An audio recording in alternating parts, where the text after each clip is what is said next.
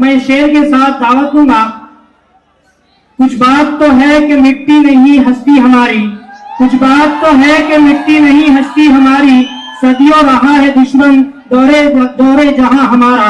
मैं दावत देता हूं ऑल इंडिया मजलिस इत्तेहादुल मुस्लिमीन के सदर रुकने पार्लियामेंट, हम सब के दिलों की धड़कन, नकीब मिल्लत जनाब बैरिस्टर असदुद्दीन ओवैसी साहब।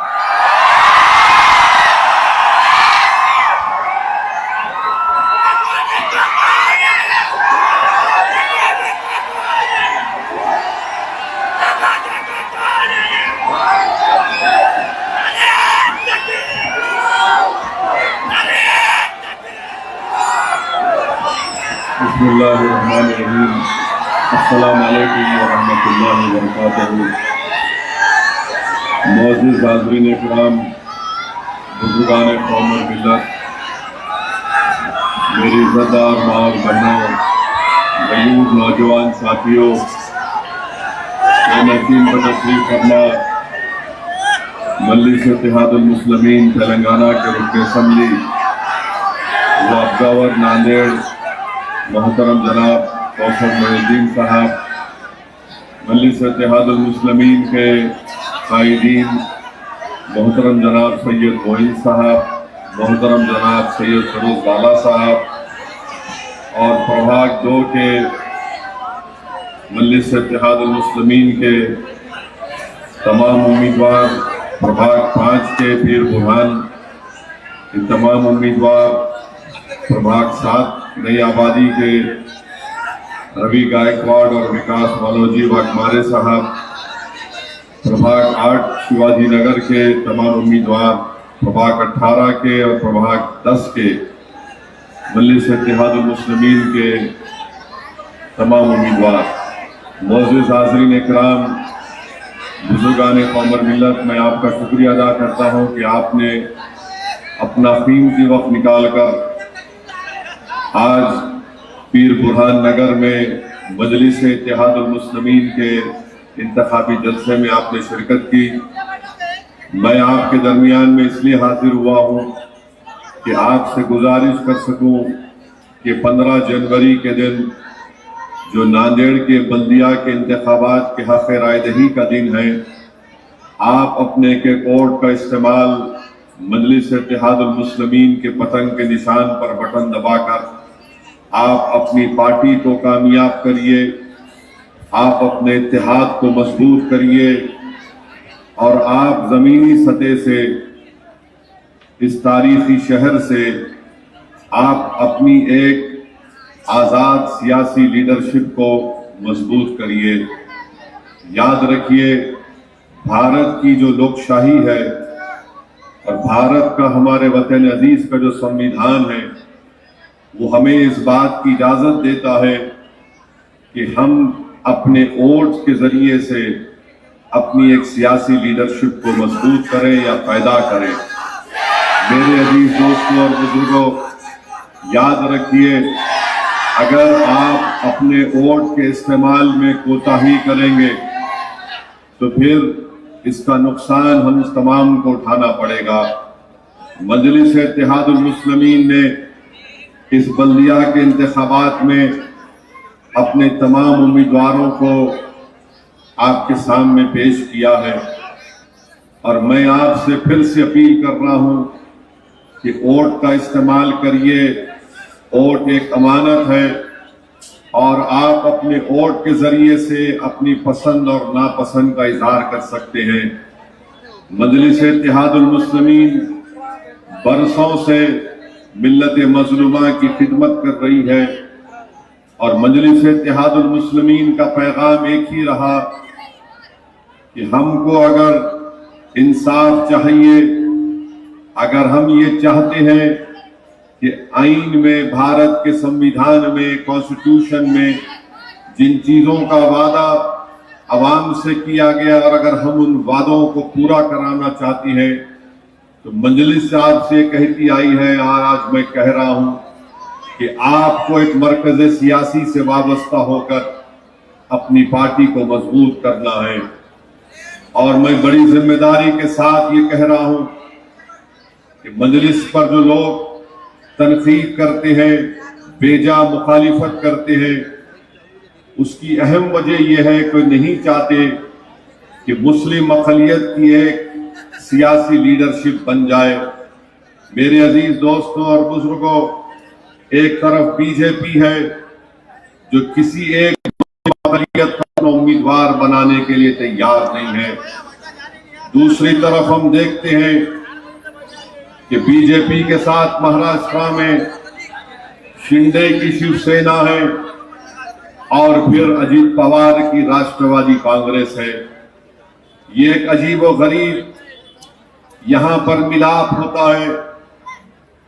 नरेंद्र मोदी भारत के पार्लियामेंट में वक्फ कानून का एक नया तरमीमी कानून पेश करते हैं और उस कानून का मकसद ये होता है कि मस्जिदों को छीन लिया जाए, दरगाहों और खानकाहों को खत्म कर दिया जाए, कब्रस्तानों को खत्म कर दिया जाए और ऐसे कानून को जो हमारे आइन के खिलाफ है, संविधान के आर्टिकल 25, 26 और 14 के खिलाफ है, उस कानून को बनाने की मदद करते हैं कौन?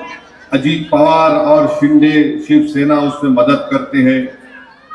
बताइए आज आप कि क्या किसी हिंदू धर्म के एंडोमेंट बोर्ड में, भाई साहब रुक जाइए, थोड़ी यहां से जाना है मुझे 10 मिनट में, अगर आप ऐसा ही करेंगे तो फिर सुनाई नहीं देगा किसी को।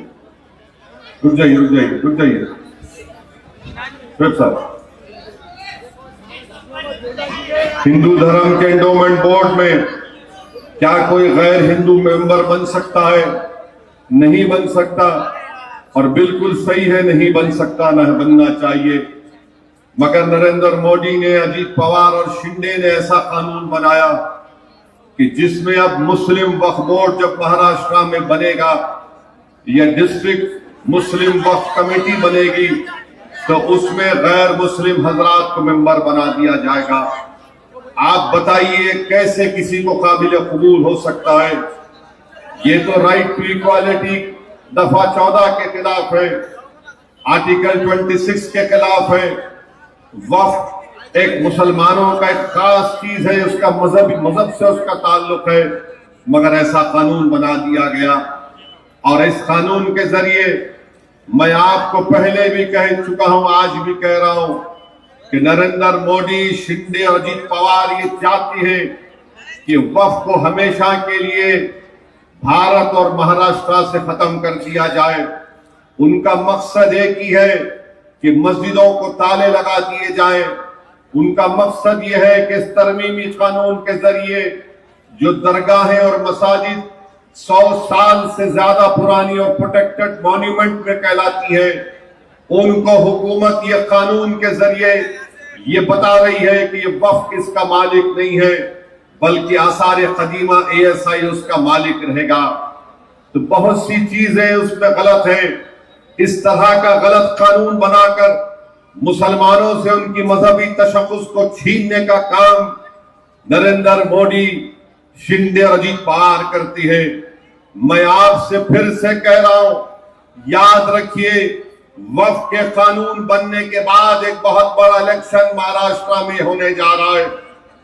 आप अपने आपसी इख्तलाफात को बाजू रखकर आप मोदी को, शिंदे को, अजीत पवार को एक पैगाम दीजिए कि तुमने हमसे वक्फ को छीनने के लिए कानून बनाया, ये हमको मंजूर नहीं है। 15 तारीख को जब आप जाकर अपने वोट का इस्तेमाल करेंगे तो याद रखिए, जिस किसी का जमीर जिंदा है वो उसको पुकार पुकार कर कहेगा कि जिसने मस्जिदों को, दरगाहों और खानकाहों को छीनने का कानून बनाया, मैं मुत्तहिदा अपने वोट का इस्तेमाल करूंगा उन पार्टी और उन कायदीन और लीडर्स के खिलाफ जो मस्जिद, दरगाह और कब्रिस्तान के खिलाफ कानून बनाया है। याद रखिए, आपका वोट इन फिरका परस्त ताकतों को एक पैगाम देगा जो हमारी मजहबी तशख्खुस को खत्म करना चाहती है। यकीनन वोट डालने का इख्तियार आपको है, मगर एक दीवाने की तरह पुकार पुकार कर कहने का हक मुझे भी है। और मैं आपके सामने सच्चाई को बयान कर रहा हूं। ये मत समझो कि ये सिर्फ नांदेड़ का बल्दिया का इलेक्शन है या महाराष्ट्र के म्युनिसिपैलिटी का म्युनिसिपल कॉर्पोरेशन का इलेक्शन है। इस इलेक्शन में अगर आप मजलिस के उम्मीदवारों को कामयाब करेंगे तो दिल्ली में बैठे हुए बादशाह नरेंद्र मोदी को पैगाम मिल जाएगा कि नांदेड़ के पीर बुरहान शाह के रहने वालों ने मेरे काले कानून को अपने वोट के जरिए मुस्तरद कर दिया। अजीत पवार को मालूम हो जाएगा कि जो एक चाल चल रहा है, अजीत पवार को भी अंदाजा हो जाएगा कि अगर कौवा हंस की चाल चलेगा तो उसको कौवा ही कहेंगे, हंस नहीं कहेंगे। मेरे अजीज दोस्तों और बुजुर्गों, मैं आपको पैगाम देने आया हूं कि इस काले कानून के खिलाफ 15 तारीख को आपको अपने के कोर्ट का इस्तेमाल करना पड़ेगा। मैं अपनी मां और बहनों को पैगाम दे रहा हूं, बुजुर्गों को पैगाम दे रहा हूं। यह काला कानून ये कहता है कि आप उस वक्त वक्त नहीं कर सकते जब तक कि आप अपनी बेटी का हक किसी बाप या उसकी मां की जायदाद में तय नहीं करते। अरे अगर कोई हमारा हिंदू भाई अपने हिंदू धर्म के मुताबिक अपने गारे खून की कमाई अपने देवी या देवता के नाम पर करना चाहता है तो क्या ऐसा कोई कानून है जो उससे कहता है कि तुम अपनी बेटी का हक मार कर देवी देवता को कानून नहीं दे सकते? ये कानून नरेंद्र मोदी और अजीत पवार और शिंदे ने बनाया। तो मेरे अजीज दोस्तों और मेरे बुजुर्गों, ये इलेक्शन आपको बताना पड़ेगा कि आप वक्फ के कानून के खिलाफ है या नहीं। ये जो लोग इलेक्शन लड़ रहे हैं, मजलिस ये पॉलिसी कह रही है, मैं खुलकर कह रहा हूं, जो राष्ट्रवादी के उम्मीदवार हैं, जो शिवसेना के उम्मीदवार हैं, जो कांग्रेस के उम्मीदवार हैं, बताओ तुम्हारी जबान में इतनी ताकत है जो आज मैं कह रहा हूं, सच्चाई को आपके सामने बयान कर रहा हूं। मेरे अजीज दोस्तों और बुजुर्गों, लोग कहेंगे कि ओवैसी मस्जिद दरगाह और खानका को इलेक्शन में ला रहा है, बराबर ला रहा हूं। भारत का संविधान मुझे कहता है, आर्टिकल 25 और 26 के तहत मैं कोई जमीन के नीचे की आसमान की बात नहीं कर रहा हूं। मेरा टूट रिश्ता मेरे मजहबी इबादत गांव से था, हमेशा रहेगा। इसलिए रहेगा क्योंकि जो संविधान को बाबा साहिब अम्बेडकर ने बनाया था, उसका प्रियम्बल कहता है liberty of thought, expression and belief. तो बताओ, अगर उसके ऊपर बुनियाद बनाकर मैं कह रहा हूं कि 15 तारीख के दिन आपको अपने लिबर्टी ऑफ थॉट, एक्सप्रेशन और बिलीफ को प्रोटेक्ट करने के लिए, उसकी हिफाजत करने के लिए पतंग के निशान पर आपको बटन दबाना पड़ेगा। तो ये सच्चाई है, इसमें कोई गलत बात नहीं है। और अगर कोई कमजोर ये कहता है कि ओवैसी गलत कह रहा है, बाबू तुम्हारी बाप भी मेरी जबान का मुकाबला नहीं कर सकते। तो मेरे अजीज दोस्तों और बुजुर्गों, 15 तारीख के दिन वक्फ के काले कानून के खिलाफ वोट पतंग पर दबेगा या नहीं दबेगा? बताओ। वक्फ के काले कानून के खिलाफ पतंग पर बटन दबेगा या नहीं दबेगा? नांदेड़ की फिजाओं में क्या नजर आएगा?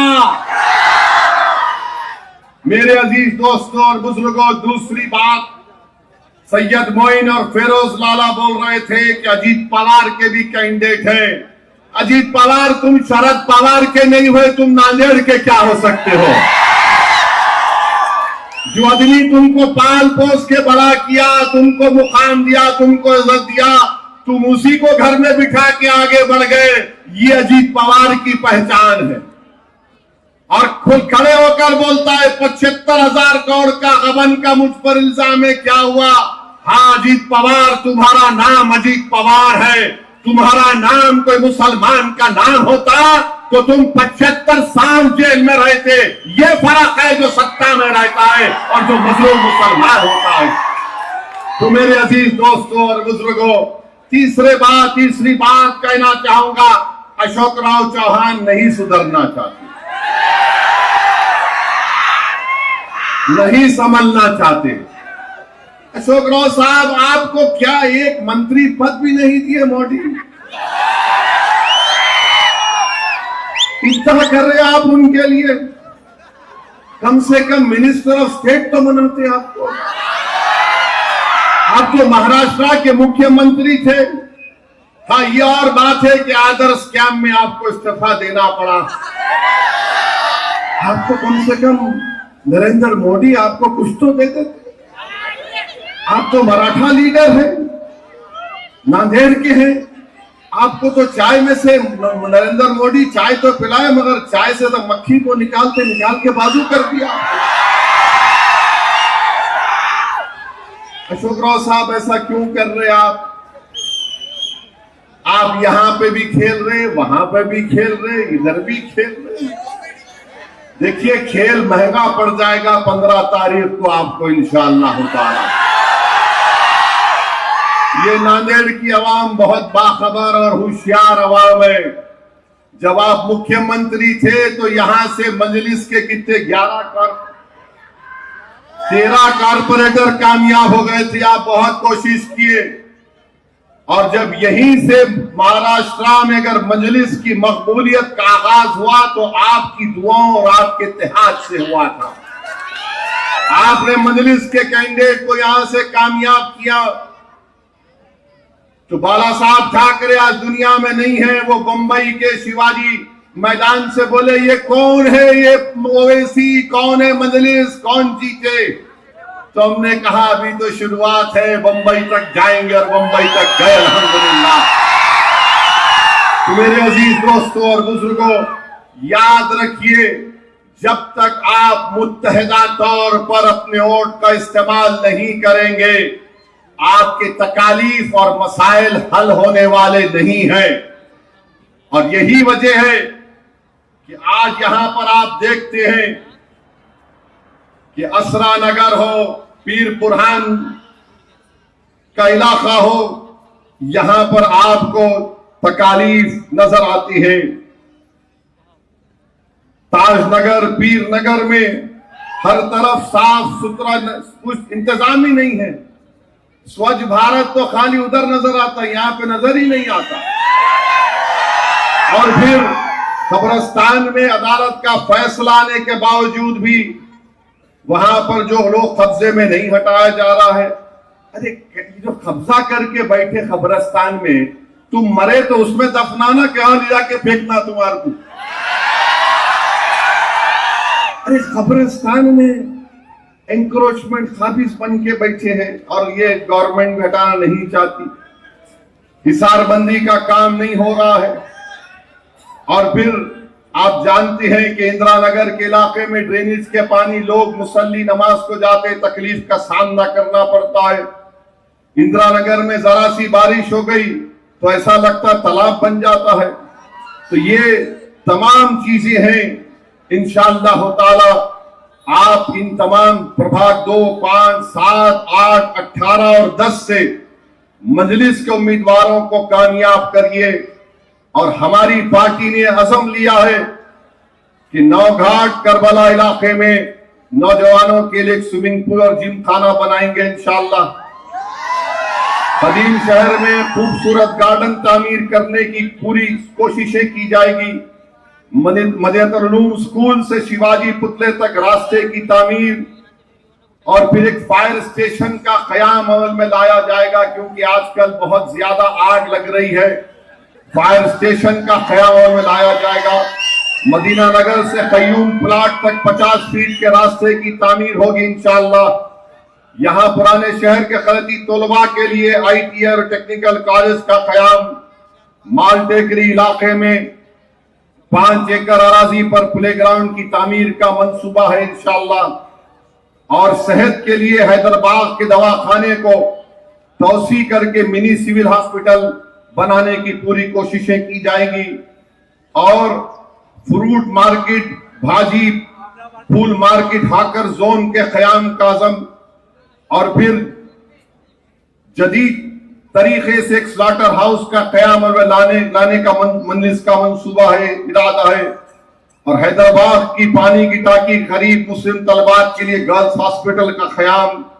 कदीम शहर में शादी खाने की तामीर का मंसूबा, और कब्रिस्तानों की बाउंड्री वॉल, हिसारबंदी, और नवाज जनाजे के चबूतरा वजू खाने की तामीर का मंसूबा, ये मजलिस का प्रोग्राम है।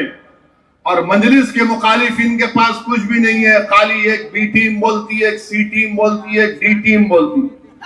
इनके पास कोई प्रोग्राम नहीं है, बल्कि मेरे को बताया गया कि कोई गैर मारूफ लोगों को जिनका ताल्लुक इस जमीन से नहीं है लाकर उनका इलेक्शन लड़ाया जा रहा है। मगर आप बाशऊर और बाखबर हैं, आप जानते हैं, आप दोस्त और रहजन के फर्क को महसूस कर सकते हैं। और मुझे ये बात कहने में कोई कबात नहीं है, कोई शर्मिंदगी नहीं है कि हमने भी अपनी कमजोरियों को दूर किया है और हमने पूरी कोशिश की है कि जो हमसे दूर थे हम उनको करीब कर लिए, उनको हमने अपने सीने से लगाया। और मुझे यकीन है कि इंशाअल्लाह ताला वो मजलिस इत्तेहादुल मुस्लिमीन को छोड़कर नहीं जाएंगे और अल्लाह उनको जब तक जिंदा रखेगा वो मजलिस के लिए कोशिश करते रहेंगे। तो मेरी आप तमाम से ये पुरखुलूस गुजारिश है कि 15 तारीख के दिन आप अपने के कोट का इस्तेमाल पतंग के निशान पर करिए। हाँ, एक बात बोलना भूल गया, कांग्रेस पार्टी के भी उम्मीदवार हैं। आप कांग्रेस पार्टी से पूछिए कि मुंबई ट्रेन ब्लास्ट हुआ था तो क्या मुख्यमंत्री कांग्रेस का था या मजलिस का था? 185 लोगों की मौत हुई उस ट्रेन के ब्लास्ट में। जिन 11 लोगों को पकड़ा गया वो 19 साल जेल में थे, मुसलमान थे वो। उसमें से एक शख्स जिसका नाम कमाल अंसारी था, जेल में उसकी मौत हो गई। कोविड के दौरान जेल में थे ये बच्चे। एक साहब की तो बच्ची मासूम थी, जब गए वो अब जवान हो गई। मैं मिला उनसे, उनकी बेटी से मिला। आज कांग्रेस पार्टी को जवाब देना पड़ेगा कि ना तो 185 लोग जो उस टेरर बम ब्लास्ट में मारे गए उनको इंसाफ मिला, ना ये जो 11 लोग 19 साल अपनी जेल में खो दिए उनको इंसाफ मिला। कांग्रेस पार्टी बताओ, मालेगांव में 2-2 ब्लास्ट हुए, आपकी सरकार थी। जिन लोगों ने अपने बच्चों को, अपनी औलाद को खोया, वो क्या पूछ रहे होंगे, क्या सोच रहे होंगे? जिन पर इल्जाम लगाया गया, अपनी जवानी को बर्बाद कर दिया आप लोगों ने। हम पुकारते रहे, बोलते रहे, देखो ये तमाम लोग मासूम है, मगर आप नहीं सुने। तो मेरे अजीज दोस्तों और बुजुर्गों, हम पर भी एक अखलाकी हमारा फरीजा है, बल्कि मैं तो कहूंगा कि हम पर कर्जा है इन 11 लोगों का। मैं नाम ले रहा हूं मरने वाले कमाल अंसारी का इसलिए कि हुकूमत को मालूम हो जाए और मरने वाले के खानदान को मालूम हो जाए कि दुनिया तुमको भूल सकती मगर मजलिस और ओवैसी तुमको भूलने नहीं देगा इंशाअल्लाह ताला। तो मेरे अजीज दोस्तों और बुजुर्गों, जब आप वोट डालने जाएंगे इन चीजों का ख्याल रखिए। लोग आपसे बहुत सी बातें करेंगे कि मेयर को रोकना है। हम भी नहीं चाहते बीजेपी का मेयर बने। हमारे जितने 30 उम्मीदवार हैं, 37 उम्मीदवार हैं, उनको मुंतखब करिए। देखिए किसी का मेयर नहीं बनेगा, मजलिस का बन सकता है अगर आप 37 उम्मीदवारों को कामयाब करेंगे इंशाअल्लाह। याद रखो, मैं जब ये कह रहा हूं ना, तो ये जो हजरत शैतान के एजेंट सुन के बोलेंगे, अरे वहां से आके ऐसी बात करके चले गए। अरे दीवाने, याद रखो, जो ख्वाब देखते हैं वो ख्वाबों को पूरा करने अभी जानते हैं। अगर 37 कामयाब होंगे तो कहां से बनेगा किसी का मेयर? दूल्हे भाई मेयर बनेंगे इंशाअल्लाह ताला अगर आप इस्तेमाल करेंगे तो। यकीनन नांदेड़ पर अपना मेयर बनाने के लिए मेयर मजलिस का होगा इंशाअल्लाह ताला। नांदेड़ से देखना आप, बशर्ते कि आप अपना एक वोट किधर भी नहीं हटने देना। मैं जिम्मेदारी के साथ आपसे कह रहा हूं। और जो लोग बैठकर ये, आजकल तो हर आदमी साइंटिस्ट बन चुका है। नहीं कहां जीतते, होगा खत्म होगा। मैं बिहार गया तो बिहार में मेरे को एक साहब आके बोले, अरे साहब, आप इतनी दूर से 1500 किलोमीटर से आ गए, कुछ नहीं होने वाला, यहां पर तो बस हम लोग गठबंधन। मैं बोला सुन लो हजरत, मैं यहां पर 10 साल से आ रहा हूं और आता रहूंगा। बोले क्यों आएंगे आप? मेरा मेरी बाप की जागीर है, आपको तकलीफ होगी। अरे नहीं, माहौल कुछ और है। मैंने कहा सुनो, तूफान का रुख मोड़ने का हुनर हम जानते, बिजली और आंधियों में चिराग जलाने का हुनर हमने सीख लिया। और मैंने कहा मैं आप अपना नंबर दो या मेरा नंबर रख लो, जब बिहार के इंतखाबी नतीजे आएंगे तो मैं तुमको फोन करूंगा या तुम फोन करके मुझसे माफी मांग लेना। बोले किस बुनियाद पर कह रहे हो तुम असदुद्दीन ओवैसी कि बिहार में तुम्हारे एमएलए कामयाब होंगे? मैंने उनसे पूछा तुम किस बुनियाद पर बोल रहे हो? तो उन्होंने कहा मैं फिर क्या बोल रहा हूं। मैंने कहा तुम में और मुझ में फर्क यह है कि मैं रब्बे कायनात पर कसम खा के भरोसा करके बोल रहा हूं कि हम जीतेंगे इंशाअल्लाह ताला, और जीत अल्लाह हमको देने वाला। तो मेरे अजीज दोस्तों और बुजुर्गों, अपने हौसलों को बुलंद रखो, अपने हौसलों को बुलंद रखो। यकीनन ये हुकूमत फिरका परस्ती को फरोग दे रही है, यकीनन ये हुकूमत नफरत को बढ़ावा दे रही है, यकीनन ये हुकूमत हमारे मजहबी तशक्कुस को खत्म करना चाहती है। मगर याद रखो, जमीन और आसमान का खालिक अल्लाह है। ये लोग जो आज इख्तिदार की कुर्सी पर बैठे हैं, चाहे नरेंद्र मोदी या देवेंद्र फडणवीस हो, नौजवानों घर को जाओ, खजूर निकालो। खजूर की गुटली पर एक पर होता है, वो उसके भी मालिक नहीं है, याद रखो। वो जो खजूर की गुटली में पर होता है ना, उसका मालिक भी अल्लाह है, याद रखो। तो अल्लाह से अपने रिश्ते को मजबूत रखो और अपने फैसलों पर भरोसा रखो। कॉन्फिडेंट रहो कि हम कामयाब होंगे इंशाअल्लाह ताला। भारत को अगर मजबूत बनाना है, भारत को अगर सुपर पावर बनाना है, भारत को अगर चीन के सामने ताकतवर तरीके से खड़ा करना है, तो ये उसी वक्त मुमकिन होगा जब भारत की अक़लियत से इंसाफ भी होगा और भारत की अक़लियत की एक सियासी लीडरशिप होगी। याद रखो, ये वतन हमारा भी है, ये वतन हमारा भी है। यहां पर हम कोई किराएदार नहीं है, यहां पर हम कोई सेकंड क्लास सिटीजन नहीं है। अगर 2-3 लोगों को मारकर डर बैठाने की कोशिश की जा रही है, तो फिर तुम क्या जवाब दोगे उन अजीम हस्तियों का जिन्होंने इस दीन की सरबुलंदी के लिए अपना सब कुछ कुर्बान कर दिया? मेरी मां और बहनों, डर को अपने करीब आने मत दो, क्योंकि जिस दीन से तुम और हम वाबस्ता हो, उस दीन की अजमत के लिए, उस दीन की कामयाबी के लिए सबसे पहले अगर किसी ने शहादत दी तो उसका नाम हजरत सुमैया था, खातून थी। तुम जिस दीन से वाबस्ता हो, उन्हीं लोगों ने अंग्रेजों की गुलामी से इस मुल्क को आजाद कराने के लिए बहुत बड़ा रोल अदा किया। अगर आज हमारे बच्चों को जेलों में डालकर कोई समझ रहा है कि हुक्मरान हो, तो वो लोग पागल हैं।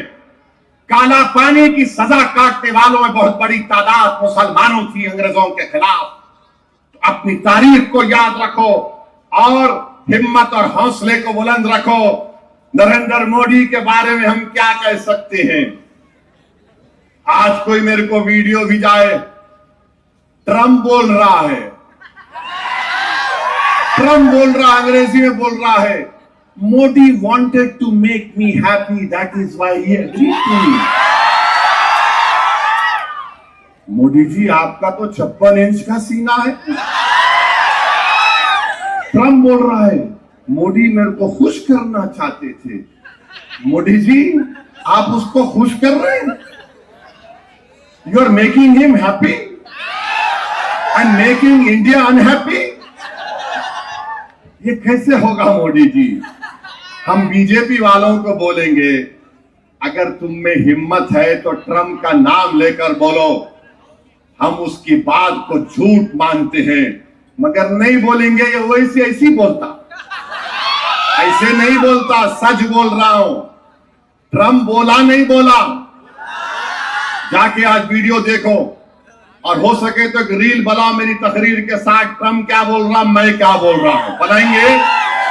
हाँ, और उसके बाद नीचे जरा अच्छा लिखना, जरा गाली गलौज नहीं, ट्रम्प को जो चाहे। मेरे भाई, ये हाल हो चुका है। अमेरिका का सदर मोदी बोले थे अब की बार ट्रम्प सरकार, उन्हें जब से आया तंग कर रहा, जब से आया तंग कर रहा हम लोगों को। मैं जंग बंद करा, हमारी बहादुर फौज पाकिस्तान के 9 एयरबेस के परचखे उड़ा दिए। उन्हें वाशिंगटन में बोला, नहीं बोला, कितने बार बोल दिया उन्हें। तो मेरे अजीज दोस्तों और बुजुर्गों, ये बीजेपी वाले समझ नहीं रहे हैं, सत्ता के रहकर ये लोग बहुत खुश हैं, मगर आप देख रहे हैं महाराष्ट्र का क्या हाल हो रहा है। बहरहाल मेरे अजीज दोस्तों और बुजुर्गों, 15 तारीख के दिन पतंग के निशान पर बटन दबाइए। अब ये मैं बार बार 15 मिनट बोलता था, ये लोग बड़ा टीवी पे चलाते थे, इतना मेरे को बोलते थे। अब 15 तारीख के दिन ही बोलेगा, आगे बोलो क्या होगा। कुदरत का निजाम है, तुम बोले 15, इतना तुम 15 को चाहे अल्लाह वाले 15 को वोट डाल जाके पतंग को।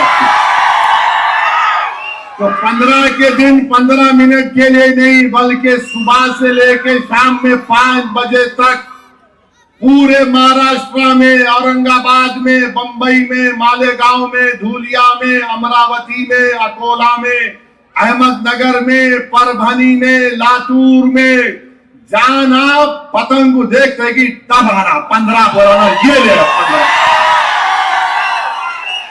करेंगे नहीं करेंगे, या खाली ऐसी खुश होके जाके घर में। पोलिंग परसेंटेज कितना होगा? पोलिंग परसेंटेज 90% से कम नहीं होना चाहिए नांदेड़ में इंशाअल्लाह ताला। और याद रखो, वोट इस्तेमाल करो, यहां पर भी SIR होगा, वोट डालो ताकि तुम्हारा नाम वोटर लिस्ट में रह सके। डालेंगे ना वोट? कितना पोलिंग परसेंटेज होगा? 90 से कम होगा। जाके घर में सबको वोट डालेंगे। और नौजवानों, जरा उस दिन जल्दी उठो, 11 के बाद नहीं, फजर के बाद वोट डालने जाना।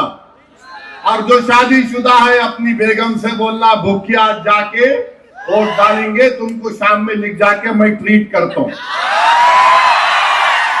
करेंगे नहीं करेंगे? हमारी बेटी और बहनों को आप और अम्मा को मनाना, बाबा को जरा गुजारिश करना, ज़ईफ रहते उन्हें बोलते मियाँ जरा सुबह कहीं को दोपहर में जाएंगे, उनको बोलना अब्बा अम्मा अभी चलो, सुबह सुबह जाके वोट डालेंगे, फिर दिन भर तो अपनी बैटिंग चलेंगी इंशाअल्लाह ताला। तो मेरी आप तमाम से गुजारिश है कि जमहूरियत को मजबूत करिए, मजलिस को मजबूत करिए। नांदेड़ के एक अच्छे मुस्तकबिल के लिए मेरी आपसे अपील है कि अपने वोट का इस्तेमाल करिए। बहुत बहुत शुक्रिया। मेरे साथ नारा लगाइए, नारे तकबीर।